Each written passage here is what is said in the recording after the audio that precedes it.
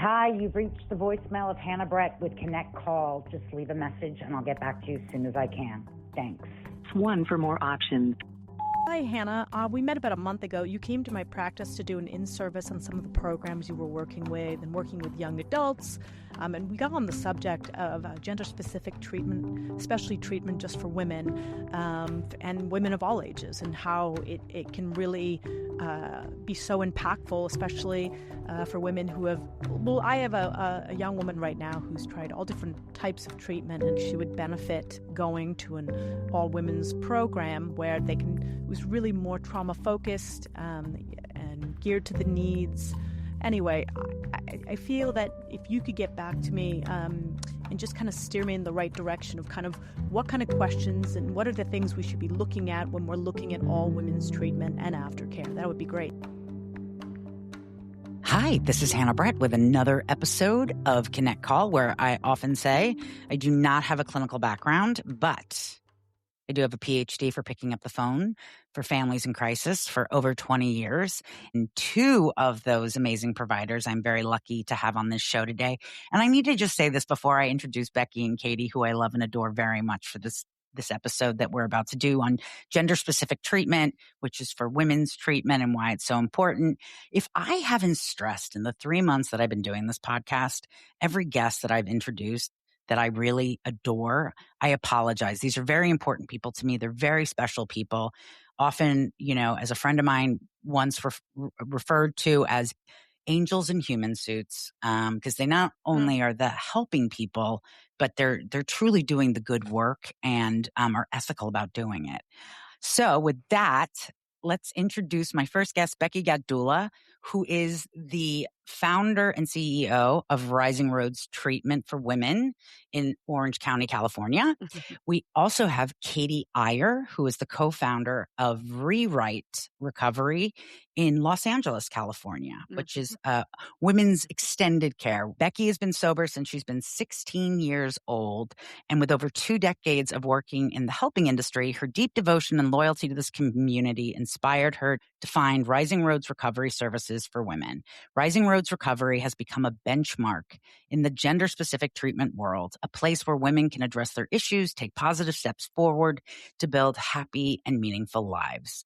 And Katy is also from California, San Fernando Valley native, and a recovering alcoholic, also, whose personal journey of recovery sparked a deep passion for helping others. Her commitment to the field of recovery began in 2012. Katy's passion and services led her to recognize the critical lack of resources available to women in recovery, inspiring her to co-found Rewrite Recovery with her best friend and business partner, Jennifer, I'm going to say her last name wrong, Guerrera. Oh, well, that's fancy. It's just Guerrera. But she would really... Would you appreciate I rolled my R's? I think she would love it. Okay. That was fancy. And let the games begin. This was definitely going to be one of my favorite episodes. Sorry to the other guests. As I was just saying before how much I have loved everyone, these 2 are my favorites. No, I'm kidding. Together, they have created a loving, inclusive, and supportive community for all women to heal. And so, guys, I can't thank you enough again for being on the show. A big part of why I'm doing this is to really just answer the questions for family members that call in or are just starting this journey, right?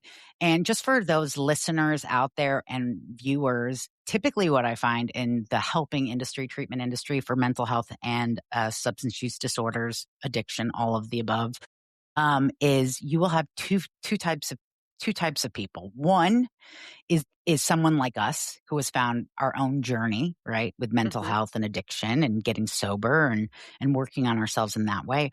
Or I find there's a lot of amazing also providers in our industry that maybe don't struggle with their mental health and don't struggle with addiction, but have been a family member of or have been in a household of. And I think not having enough control over certain situations lends them to want to do this work to try to also help others when they couldn't help. So, okay, let's start let's start with the questions, just the obvious question first. And I'm going to look to you, Becky. Why is it that gender specific treatment is so important, especially when we're treating women? Like in your So, opinion, or what you have yeah. found?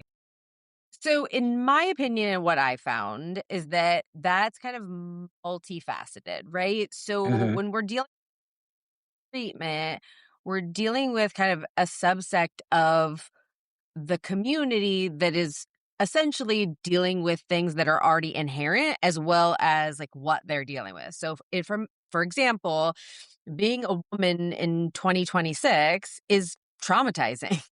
It's You say? on the news. I I don't different way to say that Yeah. other than just the existence of our Yes. lives is really Yes. hard. And so very basic level, we need a space where we can let our guard down. Mm. Um yes. And then secondly, I think that, in many ways we're looking at allowing people to really find what they need for long term. So, in my experience, women are slower to kind of warm up, but when it works for them, Right. they're very long term. So, Right. if you find what works for them, so at Rising Rose, we like very specifically try and figure out what therapeutic modalities are going to be useful for these specific women. So EMDR, ART, brain spot, I mean, you name it, we can try and kind of figure it out. But I Right. think setting to then do those things after they discharge is really the way to go. Um, so I think that those are kind of some of the things that I would say are very specific to women's treatment. And I have to say, in my professional career, I have also worked with adolescent and especially young adult programs. And at any of the programs I've worked with, especially with the young adults, we have said and we have treated, and it is true that the way you treat men in their treatment is different than the treatment for women. I remember one of my programs that we worked at, we worked with Harvard's Seeking Safety model with trauma, which we're going to get into. But Yes. uh, I find I don't see why not more programs are not gender specific. I think it's hard to fill women's treatment centers Correct. because we're treatment less than men are. Right. So the reality is that owning a women's treatment center, owning a women's supportive living, owning anything that is primary is honestly. And so I think a lot of places do both because it makes it bottom lines easier. Right. And I have to Which say it, and when we're gonna get to you, Katy, in a second, but I have to say that also as a woman seeking treatment, has been in treatment, all of the above, there's still so much shame as being a woman Mhm. asking for help in this way. Not saying there isn't shame for men, but I find it greater for women. Hence why there probably is. You're seeing lower numbers with women accessing treatment than men. Well, at that and I would say also when you're dealing with young women, Yes. families have sending young women out than they do their young sons. Right, Mhm. wrong, right? We can, debate gender equality later on another podcast. Here for Right. it. But Mhm. because It moms have is. a harder time with daughters away than they do their sons. It's true. Katy, what unique challenges do you find, or would you say a quality women's treatment program should address? Like, what are some key issues and challenges you would hope to see being addressed? It's such a good follow-up question to what Becky just said, and I have to echo, like, agreed with everything she's saying, and for me, what I'm seeing, so I haven't worked in the residential space in quite some time, right? So I'm not here to, say what they are or aren't doing, but when they get to me, what I am Can seeing I is interrupt for 1 second just so people understand levels of care? So with Rising Roads, and we've spoken about this before, we've got a primary, the first stop kind of residential. There is also like an extended aftercare model there at Rising Roads, but with Rewrite Recovery, you guys are, you said it before and I'm forgetting what you we're called it. supportive living. We're the lowest level of care. So like they would Right. come to us after Becky, Right. right? But So it would be the Yes. step down. But to me, it is just as important, if not more important than that first step. And I stress that to families all the time who are like, well, how Yes. long? 30, 60, 90, when can we go home? And I'm like, guys, it's a blip in the bucket. And we've got to Yeah. look to programs like Katie's for afterwards as well. Yeah. It is a very important piece because it's when they start to integrate Right. everything that they've learned and the practicing of these, new behaviors, new habits, principles, whatever, how values, all of those things that they've kind of beginning to rediscover Right. about themselves, those inherent qualities, and applying them in real life, real world experiences and having that containment. So that's essentially, I can go into greater detail, but you know what I mean? So that's that. But It's like we only have a certain amount of time, but we can Right. always bring you on as another guest for another episode. Gosh, Katy. we could do it solo, we really could. I want to be with Becky, but first of all, I love you guys. I meant, Katy, you could do a solo and just submit it. Just me? Yeah, we'll air it. We'll go for it.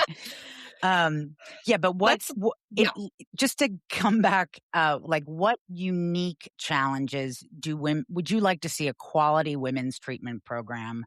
What are they battling and working with, and what do you hope that they're gonna have qualified staff to work with? And Right. So one of the things is beautifully tailors from what Becky was talking about that I see specifically is in relationships. And now I know a lot of treatment, a lot of residential treatment focus on family dynamics, right? And those relationships and the attachments and all of those things, which are absolutely vital, vital. But I also think it is just equally as important to look at the broader environmental relationships like friendships, romantic or intimate partnerships, school, social media, all of those things that have such an influential role on how women view themselves. And I will tell you that at Rewrite, I can't tell you how many women come in, and gender specific. I think it kind of speaks to the importance of gender specific treatment. And when I say gender specific, I mean, any individual who identifies as female. Thank you. So cisgender, Say that transgender, again. non-binary. Yeah. Go Okay. on. So is that they either come in with no friends. Right. They say they don't know how to make friends, or they can't sustain healthy relationships. And I think providing opportunities for reparative experiences in that space to begin to relearn or learn that women can be trustworthy, that we can feel safe together, because that connection, I think, is absolutely paramount. Right. So relationships, which I think, honestly, thank you for bringing that up, because as a woman in recovery, or just a woman in general, I feel like everybody is missing that class of how to be a good friend, possibly sometimes. Thumbs up, everybody. And also wanting other women to win and empower women and really do it. You know what I mean? And I think that's just that can go across the board for all women, that we should all be taught that. Same, right. And it's understanding too, being able to be vulnerable with what it is that's coming up for you. Right. I have, as Becky just shared, there's so many things in my life that I don't have that my friends do. Right. But Absolutely. I can be envious in an endearing way. Right. I'm so happy for them and can still feel a sense of longing. Right. Right. So, and we could stay on this for a minute, but just to kind of go on, unique challenges that women need at a good treatment program is someone, trauma informed, trauma trained, trauma people, staff that know how to work with trauma. It's funny. I had listed here body image. But what I found in treatment, and we can talk on this as well, is I found more young men actually struggled with body dysmorphia than women did, thanks to social media. I'm going to go into the next question with Becky. Why is and does trauma-informed care change the Go way first. women are treated? I think that trauma-informed treatment Go now, Becky. should Go now. be trauma-informed from the ground up, right? So I think when trauma came about and people started really talking about it, what that really meant was like, oh, I have somebody on staff who can do EMDR. And what it Right. really from the ground up, you build the program around trauma-informed Right. policies and procedures. So something as simple as our groups every day start at the same time and end at the same time. Something as simple as you get up at the same time, you go to group at the same time. Like, Right. you know where you're supposed to be at any given time. Right. And It's so that's a really containing. good point to also stress, because I know I have to educate my girlfriends on this and people who don't know. Like, when we talk about trauma, it's little trauma, it's big trauma. To create long-term friendships, because that's all that sticks in my head. So like, it depends on the perception and the time in which these events happened, because that could mean so many different Right. things. Like, and for me, I had super supportive parents. So like, honestly, the bullying that I got was like, then I went home, told my mom, and she was like, no, you're the best. Like, like, it's so funny you should mention that, because like, not to dig on my dad or my stepmom, but because growing up, we had a pull-out couch and not our own room in their house. To this day, I don't like staying at friends' homes. Because exact same upbringing as somebody else, and the way in which that was interpreted in your mind versus Right. Katie's mind versus my mind Right. is all completely separate. Right. And you want to have staff that if, Right. you have young women triggered in a moment, that they know how to work with those women to work through that moment. You know what I mean? And that leads me into my next Tell question us. to Katy is like, what is the biggest misconception This about one- women struggling with addiction and mental health? Katy? Okay, so I'm gonna. I feel like you've been waiting for this question. Well, it's very fun because it all ties into every question, like the way you let it up with the trauma informed and all of that. And I will tell you, and I'm going to say with complete and 100% humility and awareness that I am guilty of what I'm about to share. And it is the misconception is what I've seen, and I can only speak for myself, but I have a feeling that a lot of people will go, me too, is the impulse to diagnose women with borderline personality disorder Yep. and let me just say, borderline personality disorder is a real disorder and for some individuals, and there's nothing to be ashamed of or anything like that. However, just because a female it comes into treatment dysregulated and is experiencing emotions, Right. whether it be from trauma, whether it be from loss, whether it be from chronic invalidation, whatever it is, does not immediately equate to a diagnosis of borderline personality disorder. And, There are a lot of women in treatment that are being diagnosed.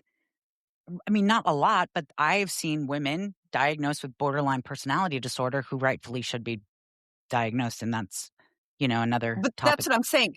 Right. Right. But not every it is woman. real, but it is overly diagnosed for every Right. woman. And I've worked with both. Right. I've seen what a true borderline personality diagnosis is, and the Right. presentations and all of that, and the treatment. And I've also seen someone who was just hurting Right. and now have this diagnosis attached to them. And I will tell you, most anyone in active Traits. addiction or early recovery, Traits. and certainly me, Trait. Right. exhibited, what do I want to say? Borderline personality behaviors. tendencies. No, 'Cause behaviors of impulsivity, of emotional reactivity, of relationship issues, of fear of abandonment, all of that. So can I ask, I Yeah. mean, from a clinical standpoint, because I know, how do you then I know a doctor needs to diagnose, but how does one decipher between the what you see typically with like if you can think of a situation, maybe that how it would be different between two women. Well, I think first of all, I think instead of leading with the diagnosis, we lead with Correct. curiosity, right? We have to get to Yes. know the person because it is like instantaneous, right? And Right. again, and it's historical, right? Look at hysteria, right? It has followed women for years. And so anytime a woman is having big feelings, Right. it is, oh, she's borderline. Or, and it's like, I don't no, define and it like that. Yeah. it's very stigmatizing. And again, it is important for me to make the distinction that borderline personality disorder is a diagnosis, yes. And when, a woman has that, or male, whoever, any individual Correct. has that, it is Right. not something to be ashamed of. And there's Correct. help and all of these things and strategies to navigate all of those wonderful things that are accessible. Right.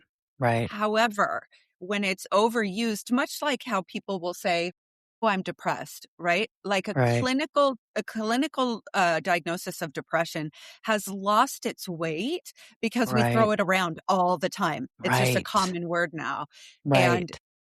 that's what's happening, and it's very stigmatizing, Right. and Right. it's disrupting that, and again, like having feelings is a normal part of life. Like, yeah, What other some other misconceptions you find with women in You- treatment? This is all you. this kid, Yeah. or you ask him. Oh, Yeah, I'm asking you. This is your question. this is Katy. my question. Katy. This Give me is all another me. one. What's another misconception? Oh, they're so manipulative, like all of these things. And Yeah. again, like I just want to go back to, and I can't tell you how many women who have Or been kicked out of houses have yep. come to me, and I don't do that. Like, I don't Right. do that. And yeah, Right. they might be manipulative, but it served a purpose. Like, what is the Right. function? Haven't we Right. all? But let's Right. really lean in with curiosity and get to know these women's experiences, because that's where, like, and as we've talked about, like relationships and everything, like, yeah, if they might, Yes. whatever their issue is with women, like I'm a guy's girl, whatever it is, I've heard it all. It's also going to translate to me, right? To Right. authority, to all of that. And so building that relationship with consistency. I Right. had one woman one young lady who told me, in an upset that she didn't feel safe with me. And I just looked at her and I said, I'm sorry, you don't feel that, but I'm going to continue to show up for you. And so every day I'd come in and I'd say hi, Right. and I'd ask her if I could hug her or whatever, until eventually she said yes. And Right. then we started to work from there. Right. But Which is we good. have, right, we have to remember that these women aren't coming to us because they're thriving. They're not, No. these women are hurting, Right. And that and we just want to and reach and I them. just and I don't mean to cut you off, but I just have to say, but I'm going to cut you off right now, Katy. No, Yeah. but I just have to say that, that just drills it home even more to everyone listening when they want to know the, length of stay of treatment. And I've said this on many episodes. The first time I went to treatment, I did the 30 days. My mom checked the box. I checked the box. The second time, my mom's like, now we're going to do it their way, which means if you're going to ask me how long treatment is, I'm going to say this is how long's a piece of string, right? Why she said that, and this is what's so true, is building the trust. Mhm. Being able to see somebody in their element, in, good and bad, it takes time. It's not Yeah. something we can squeeze in 3 weeks or a month, Yes.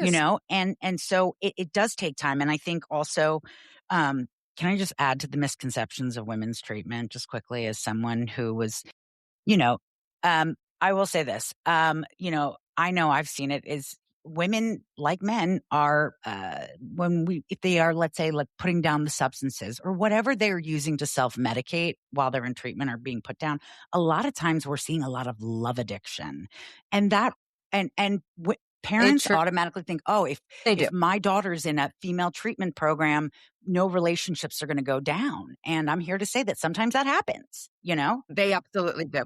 I was in treatment with men and women. And at the time I said I was bisexual. And I remember the CEO at the time, because I was dating a guy and a girl at some point in treatment, because that's what we do. And not everybody, but that's what I did. And I remember the CEO said to me, because he was this old curmudgeon, Bruce Drever, great man. But he goes, Brett, typically I tell the guys to stick with the guys and the girls to stick with the girls. I don't know what the fuck to do with you, so look at the floor.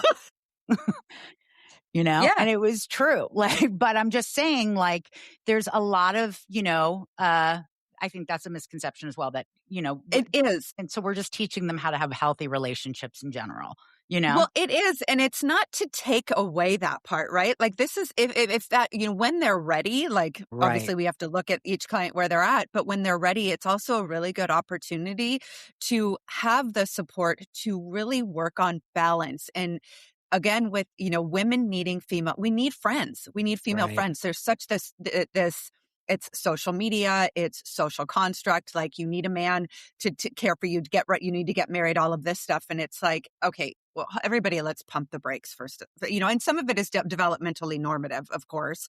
And then some of it is this pressure that this is the next, what I have to do for whatever reason. And yes, what a beautiful thing. But it doesn't have to happen unless you want it. But it's but relationships are absolutely beautiful. And also, we also need friends. And so what that does is it creates that barrier. Okay, so now you're in a women's health to create female friendships and then also introduce, whatever, that network needs to be built in that, I've said, I had some great therapists and treatment providers early in recovery, but there was 2 other women in my treatment program that to this day, we are a tripod, but that, we're the same age and we kind of just kept tabs on each other and we were friends and they inspired me to want to stay on this track, when I had nothing else, And so, yes, I think that is important. Also, Becky, what would you say, or what would you tell a woman if, or a family looking for treatment for their daughter, or a husband looking for their wife, or a wife looking for their wife, or any female, if you're looking for women, gender specific treatment, what should women really be looking for? For us, a green flag is what are the green flags? Master's level or above therapists. Go on. I'll use the word counselor, which we have counselors as well. There's absolutely nothing wrong with that. But we have certified technicians, and then we have counselors, and we have therapists, and then we have psychologists, and then we have psychiatrists. You want to make sure that there's an actual multidisciplinary team. That's really important, especially for women's treatment. We not only need to look at the mental health side, the addiction side, we need to look at the physical side. When's the last time you had a pap smear? Checks of things. If you weren't, assigned female at birth, what do you need to do? Where do you there's medical things often are overlooked when you have not been taking care of yourself. So I think that you want to look for a multidisciplinary team. To kind of piggyback on what Katy said, I would say his first statement to you is that your daughter or wife or loved one is coming to treatment to get a proper diagnosis. That is a red flag to me.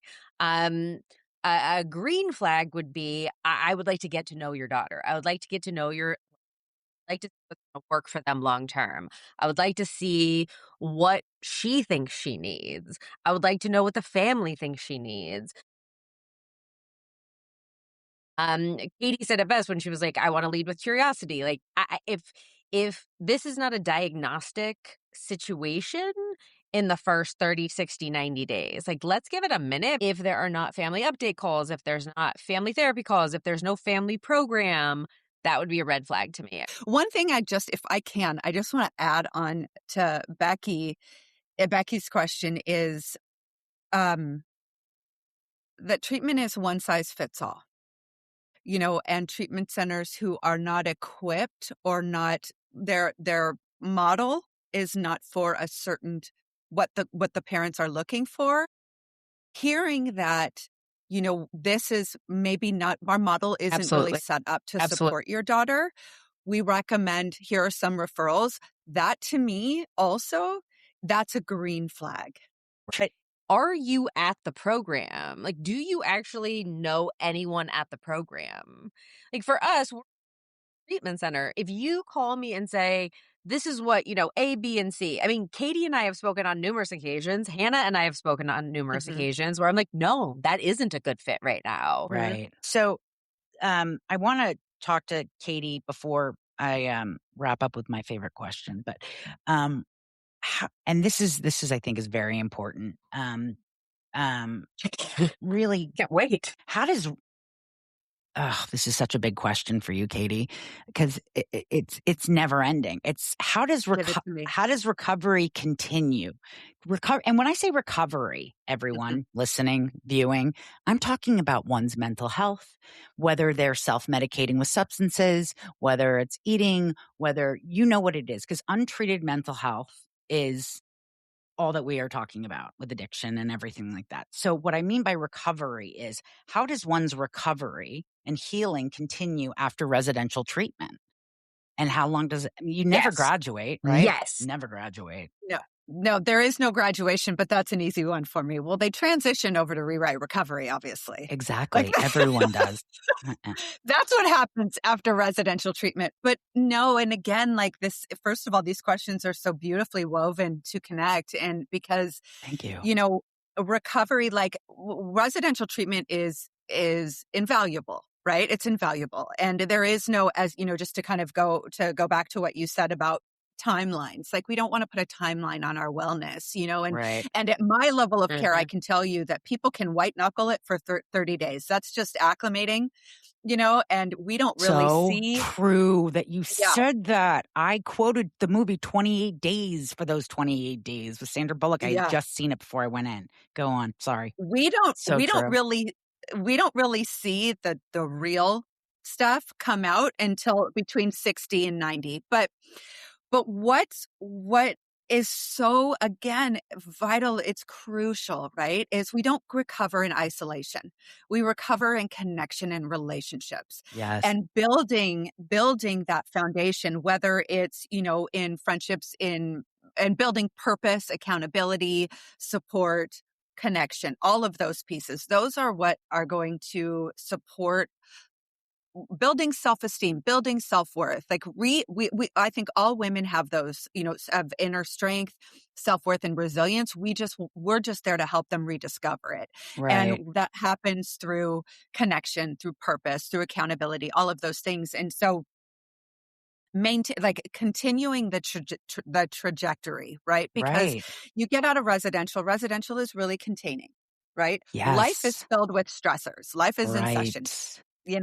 And so having that oversight of support as you navigate and start to build out your life through the support of, supportive living, the support of private practice, or IOP or whatever it is, right? You start to do getting a job, going back to school, right? Having life experiences skills with of other any sort. women, and all of that, which has such an impact on our self-esteem. Yes. The little tasks like making your bed, right?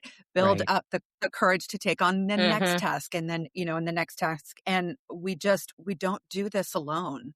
Right. And we can't do it alone. Like we weren't meant to do it alone. It's fun. It's funny we're talking about making the bed because I always learned in recovery, a made bed is a made head, and people may argue with me, but I know it's so funny. I've had interventionists and referral sources come to pick up a young woman at a treatment facility I worked at. And within 5 minutes, they'll call me after this young woman has been, in this program, let's say 3 months, 6 months, just walking into her bedroom, just seeing what a mess it is, said, no, she's not ready. Because if this is what the room is, that is what her head is like right now. And it doesn't need to be immaculate. But it's how are you? And again, this takes time.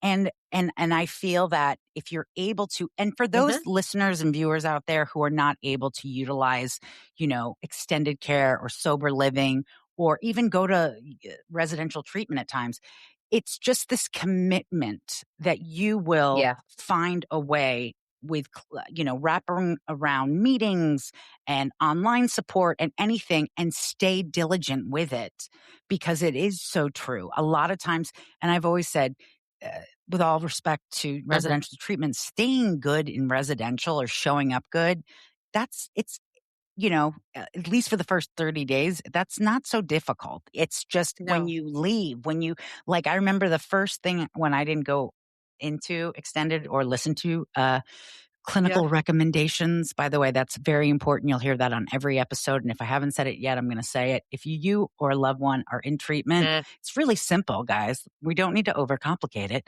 Listen to clinical recommendations. So if you don't know what to do next, if you don't know what to do with A, B, and C, just turn it over to them, because they are right. And so, and what I mean by that is I did not listen. And I remember the next day, I think it was just a simple exercise of because we didn't have Uber Eats back in the day when I went, and I went to a restaurant to pick up my food and had to sit at the bar to wait for my food to come. I was an alcoholic. I had 31 days sober, quote unquote. Right. That was a doozy. Right. And I did relapse, but I'm just saying those life skills that people take, you have to understand this didn't happen overnight. These coping skills that we've come up with just to make us get through the day. So it's going to take time. And, and to this day, I say, we all just have to keep tabs on our recovery, on our mental health, and keep, recognizing that we're all kind of under construction. But I also want to stress this, and I've stressed this before, is, a very special woman to me in this industry once told me, as she's an admissions director, and it's so true, women, men, children, anybody who is able to utilize treatment or ask for help and get the help, it is an opportunity, ladies and gentlemen, to become a better version of yourself. Wish somebody had really introduced an antidepressant to me at a young age. You know what I mean? Or diagnosed me at a young age. Because what ended up happening is I did have untreated anxiety, and I do have treatment-resistant depression. And so I self-medicated with drugs and alcohol, And I think that's common for most. I don't want to generalize, but for most, right? It's an escape. And that's what we're trying to do is again, for me, it's, yes, we're going to be met with ambivalence, hesitancy, all of those things. Some people like to call it resistance, whatever you want to call it. But I like to call it analysis paralysis. Continue. Analysis paralysis. But what we're really experiencing is fear, just a deep-seated fear and hurt. And we're just trying to connect in that relationship to empower, right? Empower them to continue to build this life that they no longer want to escape from. And want to live. And that was good. That's it. Ladies, we are running out of time, but not out of hope. No. And I would like to just end. Hilarious. Banger. What do you mean that was good? A banger. I feel like that everyone does that. We're out of time, but we're not out of hope. Or am I new to this? Okay, that was a banger. Yes. You know what my other banger is that I if I start doing merch, I really want to put this out there because it's so true for everybody, every parent, especially who feels powerless out there. I love this line. Yes. Whoever has the pesos has the say-sos. Yes. And that is true. My children gave when me I have a family shirt member, that says, whoever has the pesos You do? has the say-sos. I was copywriting. No, really? I'm sorry that it's not. It exists in the world. I'm sorry.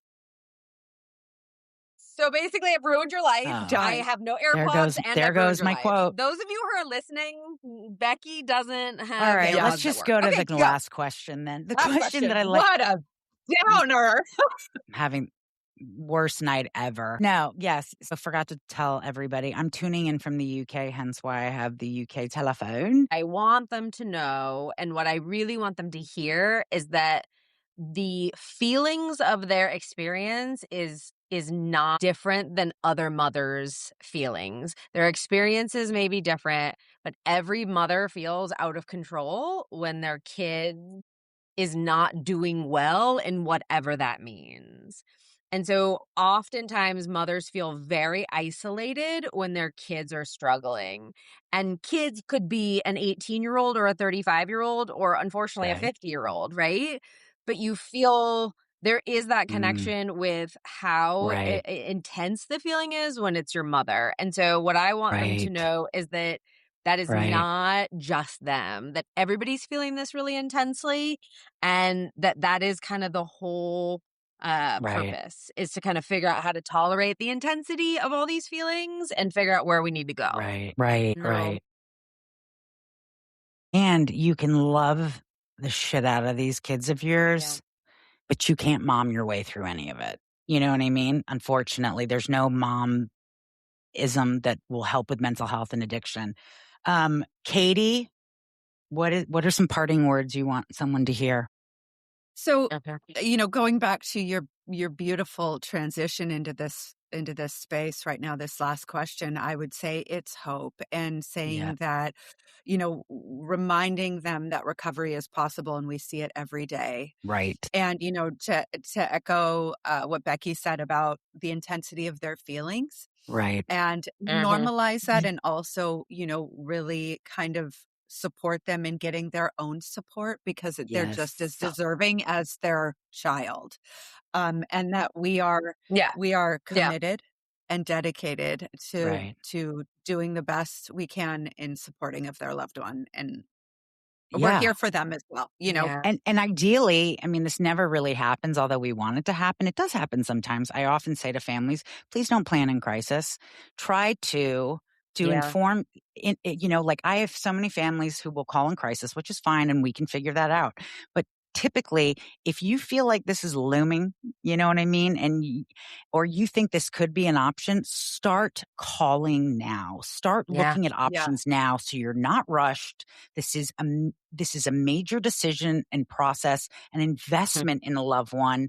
That's okay. And you don't want to be rushed. And also, what you can do with that is just like Katy says, there's always hope. So if you're not ready today, and you'll be ready, maybe in a month from now. And when I say you being ready, again, we would love if the client buy-in is right out the gate coming in, but typically with an adolescent adult, young adult, doctor, pilot, wrestler, musician, you name it, everybody, me included, we don't want to go in. And if we do say we want to go in, it's typically because we've run out of drugs and alcohol, or our mental health is totally taken a tank. And so we're agreeing to it in the moment. But I'm just saying it's about, there's hope for that. Yeah. And there's professionals to help you get there, but it doesn't have to be, please know that we're not going anywhere. We're always here, on the other end of the phone. Yeah. Ladies, I can't thank you enough. Becky Gatdula from Rising Roads Recovery. I got Katy Eyer from Rewrite Recovery, 2 amazing places in California for women, 2 places I like to use. And I have to say, thank you so much for being here on the show. And this is another episode of Connect Call. Until next week. Mwah. So tune in next week and talk to you later. Thank you so much. Love you, ladies. Thank you for tuning into this episode of Connect Call. As we conclude, remember that insights shared are intended for informational and educational purposes only and should not substitute professional medical advice, diagnosis, or treatment. We strongly recommend consulting a qualified medical health professional or healthcare provider for personalized advice tailored to your unique needs. Your mental health journey is important, and having the right support is essential. If you're experiencing a mental health crisis or require immediate assistance, please reach out to a mental health provider or emergency services in your area. We're grateful to have you as part of our community, and your well-being remains our priority.